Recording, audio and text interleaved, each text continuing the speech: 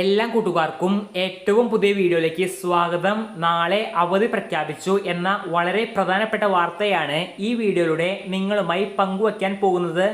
ഇതുപോലുള്ള വിദ്യാഭ്യാസ വാർത്തകൾ, മഴ മൂലമുള്ള അവധി അറിയിപ്പുകൾ, ബന്ദ്, സമരം എന്നീ വാർത്തകൾ എല്ലാം കൃത്യമായി തത്സമയം നൽകുന്ന ചാനലാണ്. അതുകൊണ്ട് ഇങ്ങനെയുള്ള വാർത്തകൾ തത്സമയം ലഭിക്കുവാൻ ഇപ്പോൾ തന്നെ ചാനൽ സബ്സ്ക്രൈബ് ചെയ്തു വയ്ക്കുക. യഥാസമയം നിങ്ങളിലേക്ക് വാർത്തകൾ എത്തിച്ചിരിക്കും. ഈ വീഡിയോ ലൈക്ക് ചെയ്ത് നിങ്ങളുടെ സുഹൃത്തുക്കൾക്ക് ഷെയർ ചെയ്യാനും ശ്രദ്ധിക്കുക. അപ്പോൾ നമുക്ക് നേരെ വീഡിയോയിലേക്ക് പോകാം.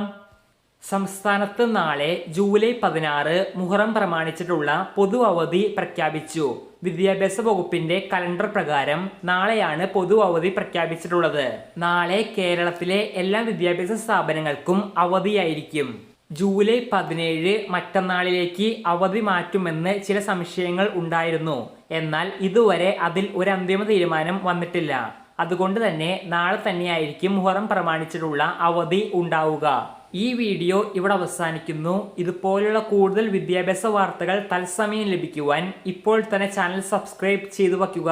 നന്ദി.